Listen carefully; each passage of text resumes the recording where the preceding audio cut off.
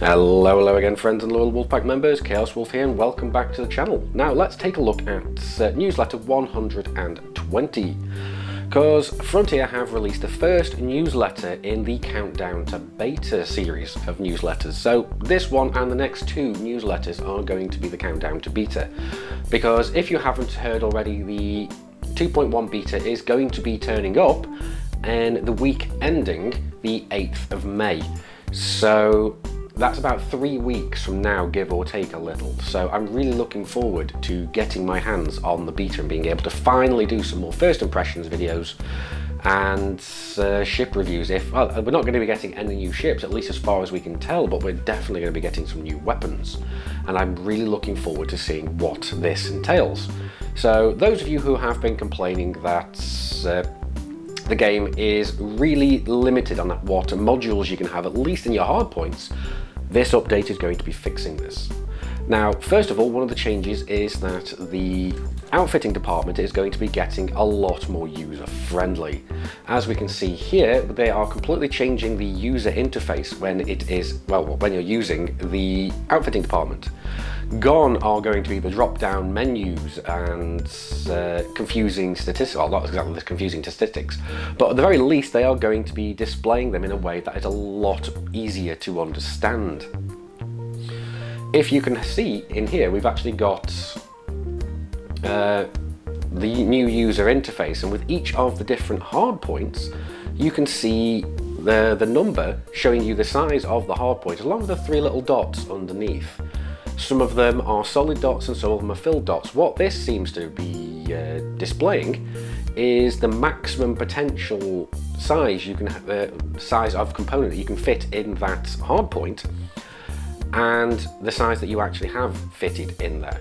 So the solid circles underneath are the size that you actually currently have installed, and the hollow circles are the ones where you can still upgrade it to that much. So as you can see at the bottom, it has the class 2 slots, but it has one solid circle and one hollow circle. But you can also tell that's a fixed pulse laser, and you know that's a class 1 fixed pulse laser that you get when you buy that ship. So that's telling you that you can upgrade those slots to a class 2 slot. So that's really nice, and that's going to make it a lot easier for people to understand how to outfit their ships. Because that was a bit of a bottleneck for newer players, that they didn't know how to outfit their ships, and the game didn't do very well, I should say, at explaining how to do this. So yes, that's really nice. Also, when you are upgrading or changing your weapons, it'll tell you in a lot more detail the changes that this is going to have on the effect, well, what kind of effect changes this is going to have on your ship. Higher power draw, higher heat generation, all this. It's going to be telling you this in a lot more of an easy to understand format. So that is really nice to see. And one of the other things I am really hoping that this is going to be changing is when you are selling modules, you won't have to sit and watch your ship sell that module and watch it go all the way in before you can go move over to the next one, because they do seem to have it that we're not looking at the ship as a whole, but you have it as somewhat of a window that we're looking at a certain part of the ship. So that'd be nice that we don't have to sit and wait for that to happen. Now, we can't really tell this just by looking at a couple of pictures, but it's something we can hope for at least. Not only that, but they're changing the way things work. We're having categories now rather than just having to drop down the menu and scroll through. So that's going to be really nice at least. Anyway, we have picture images like we can see here with the hard points, where you can see all the different types of weapons put into different categories. You've got like the beam lasers, the pulse lasers, the cannons, the multi-cannons, the railguns, the plasma accelerators, and you can choose from those particular categories. So that's going to make outfitting your ship that much simpler and that much faster to do. So that's really nice, and it seems that they say that they are optimizing this for people in VR, so that it's going to be a bit easier of a process outfitting your ship whilst you have the goggles on, so you can actually see what you're doing more.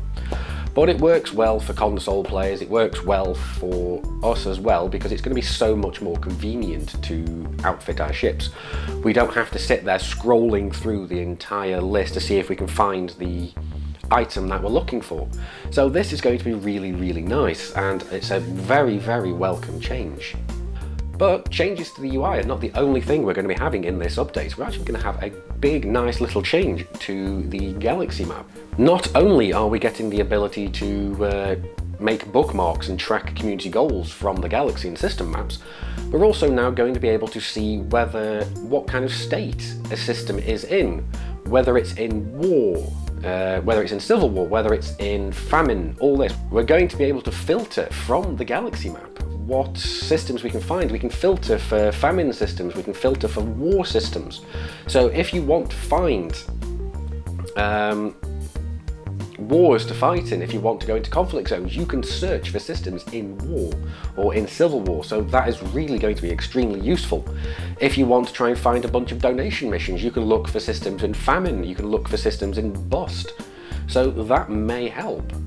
And not only that, but this is going to be absolutely amazing information for us who have private groups, not private groups, who have player factions even. And it's going to allow us to look at our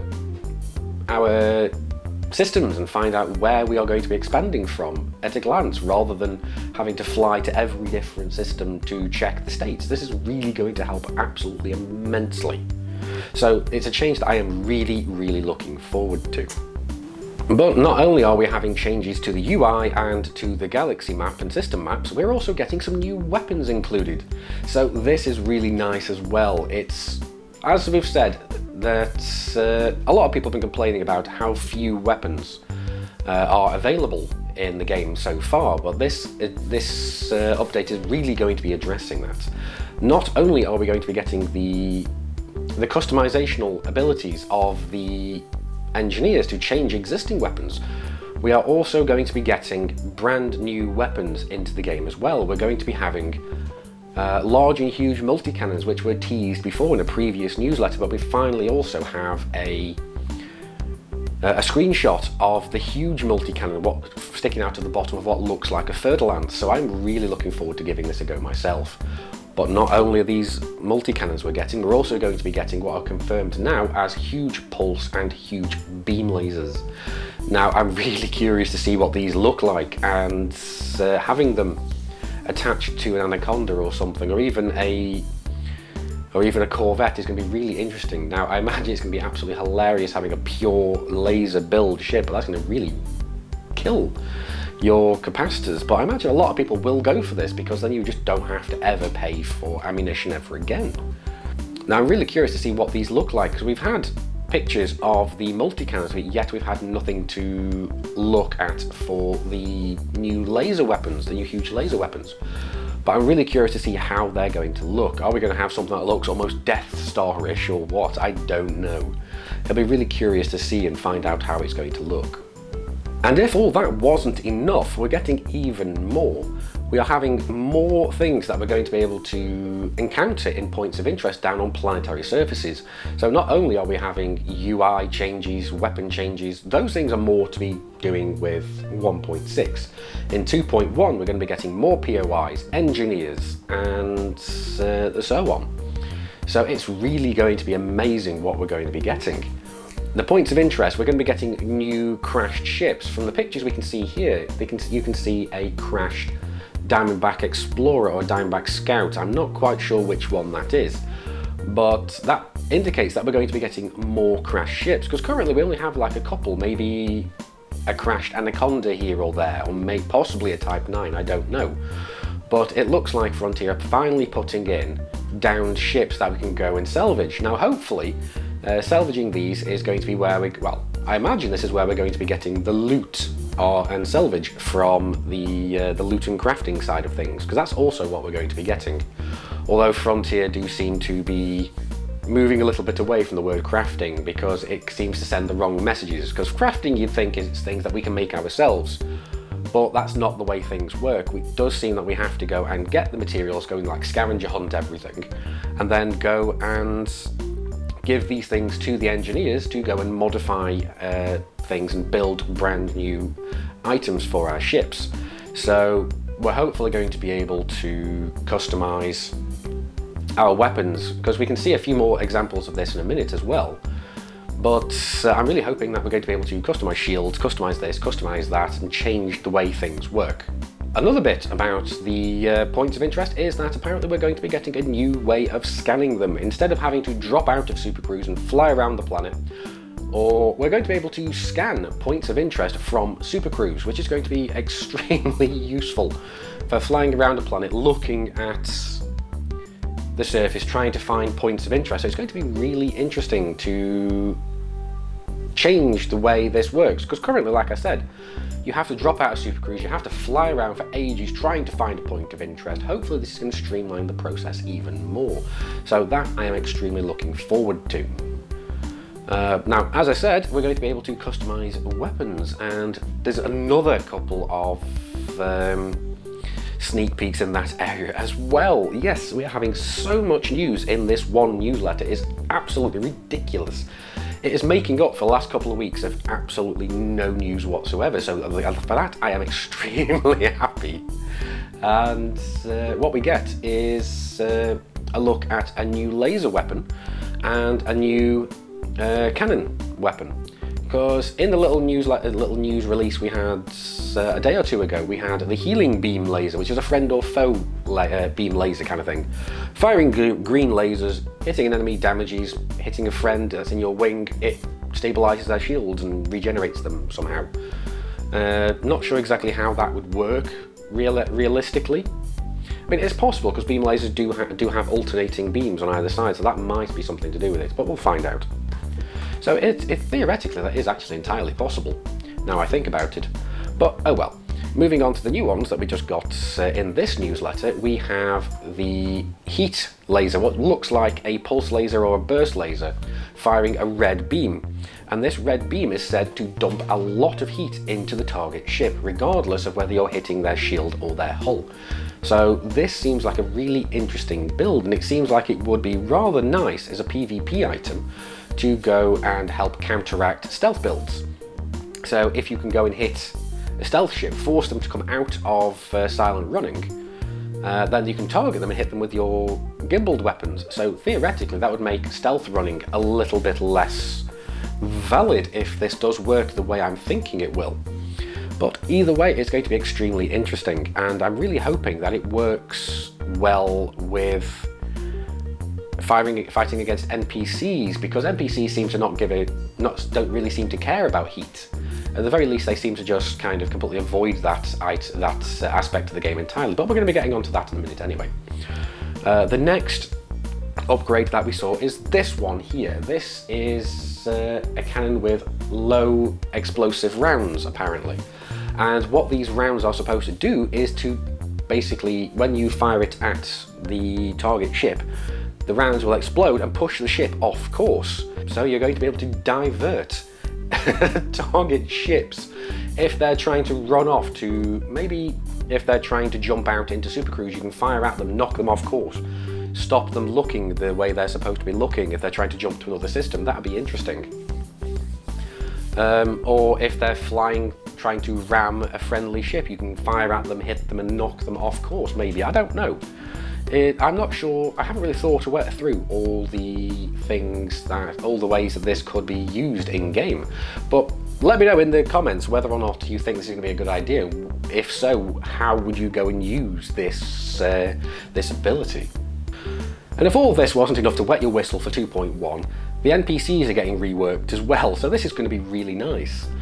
Apparently they've taken in a lot of feedback, a lot of criticism and a lot of suggestions from the community as to how NPCs should act. So apparently the higher level NPCs are going to be using more tactics, going to be a lot more difficult to take down perhaps, they're going to be a lot more skillful. Not only that, but you are apparently going to be seeing a lot more activity of NPCs planet side. So you're going to be able to see a lot more NPCs flying from settlement to port to port to port, from ship to, from wherever to wherever. And apparently some stations, some outposts are even going to have NPC security ships flying around protecting the base. So strafing the bases is going to be a little bit more difficult. So if you're doing the Cubio run right now, you might want to hurry that up before before 2.1 hits. So yes, get on with that one. You've got 3 weeks to get your king rank. And if all of this information wasn't enough, we are going to be having a live stream with Ed on the 21st at 7 PM BST, entitled Countdown to Beta.